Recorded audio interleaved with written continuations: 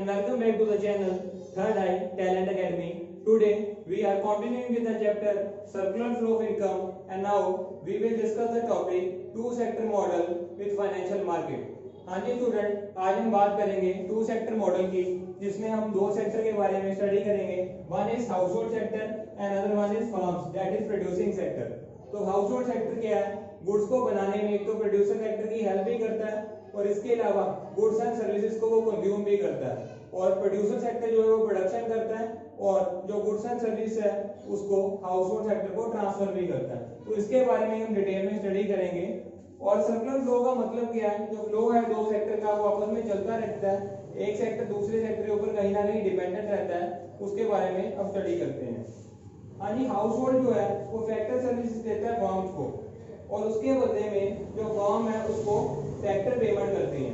मतलब house hold अपनी services देगा, that is in the form of land, labour, capital and entrepreneur, और उसके बदले में जो फर्म है उसको क्या करेगी? पेमेंट करेगी. तो जो सर्विसेज वो दे रहा है दैट इज रियल फ्लो और उसके बदले में फर्म उसको जो पेमेंट कर रही है दैट इज मनी फ्लो. तो रियल फ्लो जो और मनी फ्लो है आपस में एक दूसरे के क्या होते हैं? ऑपोजिट होते हैं. इसके अलावा जो फर्म है वो गुड्स एंड सर्विसेज ट्रांसफर करती है हाउस होल्ड को. मान लो हाउस होल्ड ने कोई गुड्स एंड सर्विसेज परचेज करनी है तो ऑटोमेटिकली उसे किसी ना किसी शॉप पे जाना पड़ेगा. तो शॉप को क्या है? फर्म से वो शॉप होती है, तो वहां से वो गुड्स एंड सर्विसेज को परचेज कर सकता है. उसके बदले में हाउस होल्ड को जो मनी है वो ट्रांसफर करनी पड़ेगी फर्म्स को, that is in the form of consumption expenditure. इस तरह एक सेक्टर दूसरे सेक्टर के ऊपर डिपेंड करता है.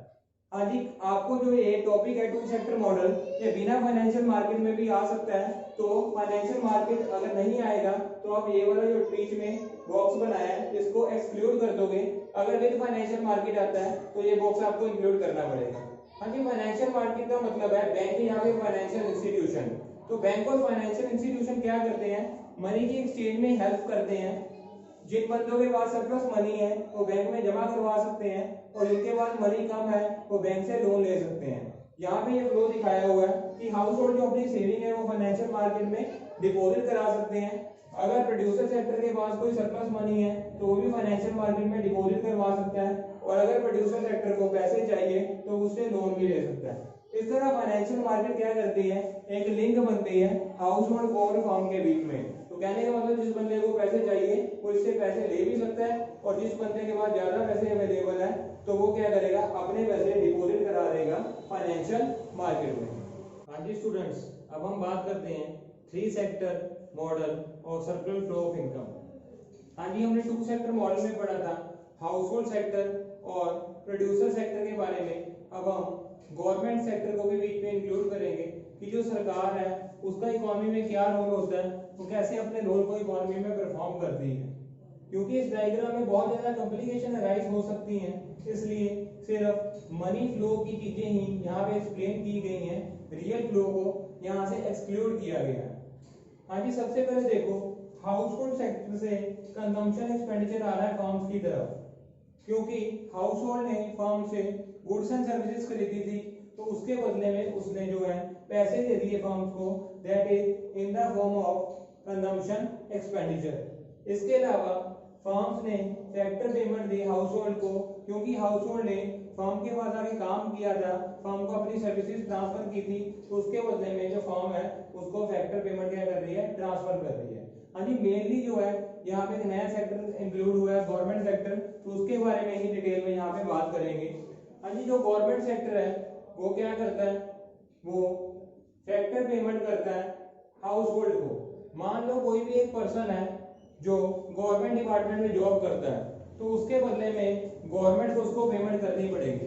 एक पर्सन है वो एसबीआई बैंक में जॉब करता है, देखो एसबीआई बैंक एक गवर्नमेंट बैंक है, तो उसके बदले में जो गवर्नमेंट है वो उसको सैलरी पे करेगी उस पर्सन को जो उनके बैंक में जॉब करता है, तो दैट इज फैक्टर पेमेंट. इसके अलावा गवर्नमेंट क्या करती है? हाउस होल्ड सेक्टर को ट्रांसफर पेमेंट भी करती है, that is in the form of scholarship and old age pension. जैसे मान लो कोई पर्सन, जैसे एक बच्चा है प्लस 2 का, उसकी मेरिट आती है प्लस 2 क्लास में, तो उसको क्या करती है? Government of India scholarship provide करती है. तो वो स्कॉलरशिप क्या है? Transfer payment. हाँ ये ट्रांसफर पेमेंट का मतलब होता है जिसके बदले में कोई कंसिडरेशन पे नहीं करनी पड़ती. मतलब बच्चे ने अपना नॉर्मली काम किया है, जो उसका काम था स्टडी करना, और उसके बदले में सरकार उसको पेमेंट कर रही है in the form of scholarship, और सरकार बदले में उससे कोई भी पैसे या कोई भी सर्विसेज वापस डिमांड नहीं करेगी। इसके अलावा एक और ट्रांसफर पेमेंट थी, that is old age pension. अगर किसी पर्सन की एज बढ़ जाती है, उसकी एज ओल्ड हो जाती है, तो उसको सरकार क्या करती है, पेंशन लगाती है उसकी, उसके बदले में भी वो कोई सर्विसेज या कोई पैसे कंसिडरेशन में डिमांड नहीं करती, दैट इज ट्रांसफर पेमेंट। इसके अलावा जो हाउस होल्ड सेक्टर है, उसको गवर्नमेंट सेक्टर को क्या करना पड़ता है, टैक्स पे करना पड़ता है, that is in the form of direct tax, जिसे हम इनकम टैक्स भी कहते हैं। तो जो भी बंदा है जो इनकम कमाता है, तो उसे अपनी इनकम के ऊपर टैक्स पे करना पड़ता है। तो ये इस तरह से जो पैसे हैं हाउस होल्ड से गवर्नमेंट सेक्टर की तरफ जो पैसे हैं वो ट्रांसफर हो जाते हैं। इसके अलावा जो गवर्नमेंट सेक्टर है उसका प्रोड्यूसर सेक्टर के साथ भी लिंक है। जो गवर्नमेंट सेक्टर है वो पेमेंट करता है गुड्स एंड सर्विसेज के लिए। मान लो कोई गवर्नमेंट के पर्सन है जिन्होंने कोई भी चीज बाय करनी है, तो वो जो चीज बाय करेंगे, कोई भी चीज परचेज करेंगे, वो प्रोड्यूसिंग सेक्टर से ही करेंगे, तो उसके लिए उन्हें प्रोड्यूसिंग सेक्टर को पेमेंट करनी ही पड़ेगी।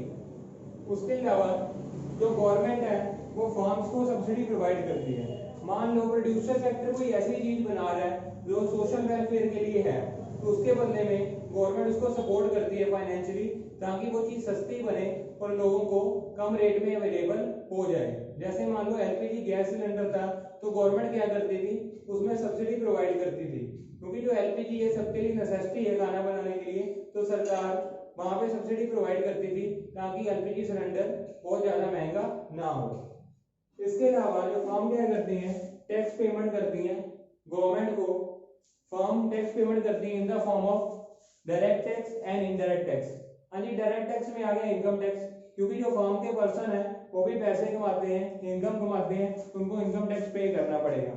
इसके अलावा जो फर्म है वो प्रोडक्ट की सेल भी करते हैं, तो इसके लिए उनको जीएसटी भी पे करना पड़ता है, that is goods and service tax. इस तरह जो पैसा है वो फ्लो करता रहता है, कभी पैसा गवर्नमेंट सेक्टर से फर्म की तरफ जाता है और कभी फर्म से गवर्नमेंट सेक्टर की तरफ, और यहाँ पे कभी पैसा हाउस होल्ड से गवर्नमेंट सेक्टर की तरफ जाता है और कभी गवर्नमेंट सेक्टर से हाउस होल्ड की तरफ जाता है।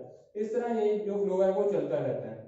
आइए हम यहाँ पे बीच में बात करते हैं फाइनेंशियल मार्केट की, कि फाइनेंशियल मार्केट का क्या रोल है। तो फाइनेंशियल मार्केट क्या थे, बैंक एंड फाइनेंशियल इंस्टीट्यूशन जो सभी सेक्टर के बीच में एक लिंक प्रोवाइड करते हैं और मनी का एक्सचेंज करते हैं। बेसिकली जिस भी बंदे के पास मनी सरप्लस में अवेलेबल होगी वो फाइनेंशियल मार्केट में, मतलब बैंक में उन पैसों को डिपॉजिट कर देगा, और जिस बंदे के पास पैसे कम हो गए वहां से वो क्या कर लेगा, उसको बोरो कर लेगा in the form of loan. तो मान लो हाउस होल्ड सेक्टर के पास ज्यादा पैसे अवेलेबल हैं, तो in the form of saving वो फाइनेंशियल मार्केट को पैसे ट्रांसफर कर देता है। अगर उसको पैसे चाहिए तो वो in the form of loan पैसे ले भी सकता है। बाकी सारे वेक्टर भी इस तरह से करेंगे, फर्म भी अपने एक्स्ट्रा जो पैसे हैं सरप्लस मनी वो फाइनेंशियल मार्केट में ट्रांसफर कर देगी और लोन ले सकती है फर्म भी फाइनेंशियल मार्केट से। Same the case with the government department. तो गवर्नमेंट भी क्या करेगा, जो सरप्लस मनी उसके पास अवेलेबल होगी वो फाइनेंशियल मार्केट को ट्रांसफर कर देगा, और अगर उसको पैसे चाहिए होंगे तो वो फाइनेंशियल मार्केट से बोरो भी कर सकता है। इसलिए देखो जो तीन सेक्टर हैं कहीं ना कहीं वो आपस में क्या करते हैं, डिपेंड करते हैं। जो इकोनॉमी चलती है कभी भी एक सेक्टर की हेल्प से नहीं चल सकती, तो आपस में इनका फ्लो बना रहना बहुत जरूरी है ताकि इकोनॉमी प्रॉपरली चलती रहे। और देखो फाइनेंशियल मार्केट की भी एक प्रॉपर इंपॉर्टेंस है, क्योंकि जो मनी है वो एक सेक्टर से दूसरे सेक्टर की तरफ एक्सचेंज करना भी बहुत जरूरी है, क्योंकि कभी कभी किसी सेक्टर के पास पैसे ज्यादा होते हैं, कभी कम होते हैं। तो क्या करता है फाइनेंशियल मार्केट, एक तरह से लिंक प्रोवाइड करता है जो एक सेक्टर से दूसरे सेक्टर के बीच में एक मिडलमैन का काम करता है। That's it for today students. अगर आपको मेरी ये वीडियो पसंद आई हो तो आप वीडियो को लाइक कर सकते हैं, और अगर आपको इस टॉपिक से रिलेटेड किसी भी तरह की कोई प्रॉब्लम आ रही है तो आप कमेंट सेक्शन में मेरे से पूछ भी सकते हैं, और चैनल को जरूर सब्सक्राइब करें और बेल आइकन को प्रेस करना ना भूलें। Thank you students, have a nice day.